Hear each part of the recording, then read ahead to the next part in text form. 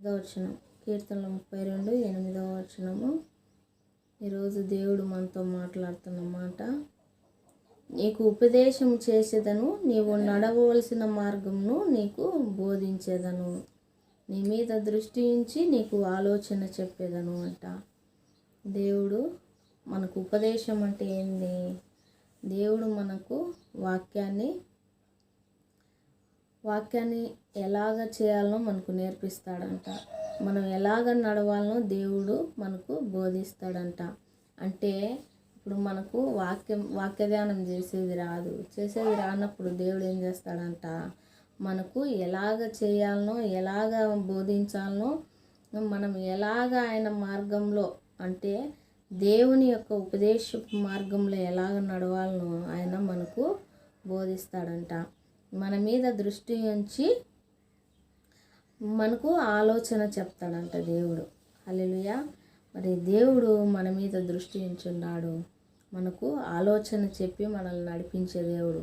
మన మార్గం అంతటిని దేవునికి అప్పగించినప్పుడు మనం ఎలాగ నడవాలనో ఆయననే మనల్ని నడిపిస్తాడు. మన స్వబుద్ధిని మనం ఆధారం చేసుకొని మనం ఏ పని చేయాలనో మన సొంత నిర్ణయాలు తీసుకొని మనము ఏ పని కూడా చేయకూడదు. దేవుని మీద భారం వేసినప్పుడు దేవుడే తన ఆలోచననిచ్చి మనల్ని నడిపిస్తాడంట. మరి అంత దినాల్లో భక్తిహీనులందరూ ఏమైపోతారంట? అంత్యదినాల్లో భక్తిహీనులు 10వ వచనము, భక్తిహీనులకు అనేక వేదనలు కలుగుచున్నవి, యెహోవా యందు నమ్మిక ఉంచి వానిని కృప ఆవరించుతున్నది అంట. హల్లెలూయా. మరి భక్తిహీనుల కంటే అనేక వేదనలు వస్తాయంట. దేవుని నమ్ముకొని వాళ్ళు ఉంటారు కదా, రక్షణ మారు మనసు పొందని వాళ్ళకు మరి అనేక వేదనలు వస్తాయంట. కానీ దేవుని యందు నమ్మిక ఉంచిన వారికంట ఆయన కృప మనల్ని ఆవరిస్తుందంట. అంటే కృప అంటే ఏంది? ఆయన ప్రేమ, ఆయన యొక్క కనికరం, ఆయన యొక్క కంచె అన్నీ మన చుట్టూ ఆవరించి ఉంటాయి. కాబట్టి మనకు ఎలాంటి వేదనలు అనేటివి రావంట. దేవుని నమ్ముకున్న బిడ్డలను, ఆయన మీద నమ్మిక ఉంచిన బిడ్డలకు దేవుడు తోడుగా ఉంటాడంట.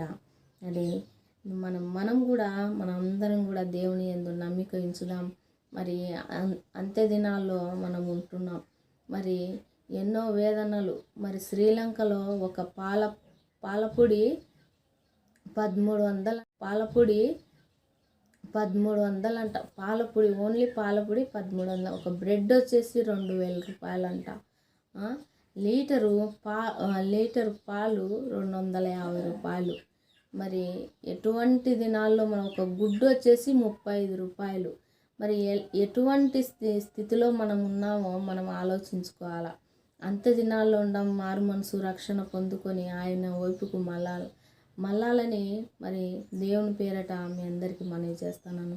మరి ఎన్ని దినాలైనా కూడా మనం ఇంకా మారకుండా ఆయన వైపు తిరగకుండా ఉంటే ప్రకటన గ్రంథంలో ఉంది. మరి నీతిమంతులుగానే ఉండనియండి, అవిశ్వాసులను అవిశ్వాసులుగానే ఉండనియండి. మరి వాక్యం ఉంది. మరి ప్రకటన గ్రంథం మీరు చదివితే మీకు అర్థమవుతుంది అన్నమాట. చూడండి, దేవుడు చెప్తాడు, ప్రకటన గ్రంథం 22వ అధ్యాయము 11వ వచనము, అన్యాయం చేయువాడు ఇంకను అన్యాయం చేయనిమ్ము, అపవిత్రుడైన వాడు ఇంకను అపవిత్రుడుగానే ఉండనిమ్ము, నీతిమంతుడు ఇంకను నీతిమంతుడుగానే ఉండనిమ్ము, పరిశుద్ధుడు ఇంకను పరిశుద్ధుడుగానే ఉండనిమ్ము. ఇదిగో త్వరగా వచ్చుచున్నాను, వాని క్రియల చొప్పున ప్రతి వానికి ఇచ్చుటకు నేను సిద్ధపరిచిన జీతము నా యొద్ద ఉన్నది. హల్లెలూయా. మరి మనము అనుకుంటాం, మరి ఇంత పాపం చేస్తున్నామే, వీళ్ళకి ఏం శిక్ష లేదంటే అంత్య దినాల్లో దేవుడు వదిలేస్తాడు. ఎవని క్రియలకు తగిన ప్రతిఫలము దేవుడు ఇస్తాడు. కాబట్టి ఒకరి మీద మనం పోటీ పడకూడదు. వాళ్ళు దేవుని నమ్ముకున్నా కూడా వాళ్ళు అట్లుండారే, మనకు అనవసరం. మన జీవితం మనం సరిదిద్దుకోవాలా. మన మారు మనసు రక్షణ పొందుకొని ఆయన వైపుకు తిరగాల.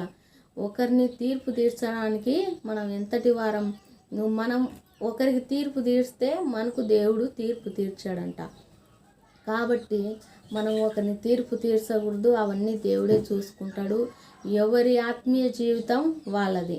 కాబట్టి మనము ఒకరికి తీర్పు తీర్చడానికి అవసరం లేదు. కాబట్టి దేవుని మీద మనం ఆధారపడినప్పుడు ఆయన ఆలోచన చేత మనల్ని నడిపిస్తాడు, మన మీద దృష్టి ఉంచుతాడు. మళ్ళీ ఆయన మనకు ఉపదేశం చేస్తాడంట. మనం నడవలసిన మార్గంను ఆయన మనకు బోధిస్తాడంట. మనం ఎలాగ నడవాలనో ఆయనకు తెలుసు, మనం ఎలాగ ఉండాలో ఆయనకు తెలుసు. కాబట్టి మన భారం ఎవరి మీద వేయాలా? మన భర్త మీదనో, మన భార్య మీదనో, లేకుంటే మన పిల్లల మీదనో, మన ఇరుగు పొరుగు వారి మీద భార్య మీదనో, లేకుంటే మన పిల్లల మీదనో, మన ఇరుగు పొరుగు వారి మీదనో కాదండి. దేవుని మీద మనం భారం వేసినప్పుడు దేవుడు మనల్ని ఎలాగ నడిపిస్తాడో అవన్నీ ఆయనకు తెలుసు. కాబట్టి దేవుని మీద భారం వేద్దాం. మరి దేవుడు మన వినికిల్లో ఈ వాక్యం ఈ ఉదయకాల సమయంలో మరి దీవించి ఆశీర్వదించునుగాక. ఆమేన్. స్తోత్రం స్తోత్రం స్తోత్రం స్తోత్రం స్తోత్రం పరిశుద్ధుడా, స్తోత్రం స్తోత్రం స్తోత్రం స్తోత్రం స్తోత్రం. హల్లెలూయా హల్లెలూయా హల్లెలూయా. స్తోత్రం స్తోత్రం. ఓ నిశ్చయానికి స్తోత్రం నాయనా. స్తోత్రం స్తోత్రం స్తోత్రం. దేవా నీకే స్తోత్రం స్తోత్రం. పరిశుద్ధాత్మ తండ్రి నీకే స్తోత్రం నాయనా. కాపాడి తండ్రి మా పని అంతట్లోనూ మాకు సహాయం దయచేయండి. పని చేసేటప్పుడు ఉన్న తండ్రి యేసయ్యా నీ బలమును, శక్తిని, జ్ఞానమును, తెలివిని ప్రసాదించండి ప్రభువా. నీ మీద విశ్వాసంతో జీవించేలాగా మాకు సహాయం దయచేయండి తండ్రి. మేము నడిచే నడక అంతట్లోనూ నువ్వు మాకు తోడని మంచిగా ఈ రోజంతా నడిచేలాగా నీ సహాయం దయచేయండి తండ్రి. కృపను చూపించండి. నువ్వు ముందు నడుస్తుంటే ముందు నడిచి మాకు దారిని చూపించగల దేవుడవు తండ్రి తండ్రి. అలాగే తండ్రి యేసయ్యా ఈ దినము ఏ సమయంలో ఏమీ కానీ త్రుటి లేకుండా నీ మీద విశ్వాసంతో నమ్మకంతో ఏ పాపం చేయకుండా పొరుగు వారి మీద అబద్ధ సాక్ష్యం పలకకుండా తండ్రి ఇతరుల గురించి మాట్లాడకుండా తండ్రి నీ విధంగా ఎంతో ఈ దినం అంతా బాగుండేలాగా నీ సహాయం దయచేయండి తండ్రి. మేము మాట్లాడే మాటలు మృదువుగా ఉండేలాగా నీ సహాయం దయచేయండి తండ్రి. మాలో ఉన్న ప్రతి పాపమును యేసు రక్తంతో కడిగి వేయండి తండ్రి. రాబో దినములు అనేకమైన భయంకరమైన దినములు ఉంటాయని చెప్పావు తండ్రి. నీకే స్తోత్రం తండ్రి. ఇంకా నువ్వు ప్రభువా ఈ ఉదయకాల సమయంలో మేము స్తుతించుటకు మాకు మంచి నోటిని ఇచ్చినందుకు నీకే స్తోత్రం తండ్రి. మా నోటి ద్వారా వచ్చే ప్రతి మాటను తండ్రి ఖండించండి ప్రభువా. నీకే స్తోత్రం తండ్రి. ఇదిగో యేసయ్యా స్తుతించుటకు, పాడుటకు, మేము అలాగే తండ్రి ఆనందించుటకు ప్రభువా నీ కీర్తనల ద్వారా మాకు ఎంతో ఆరోగ్యం దయచేయండి తండ్రి. ఈ దినం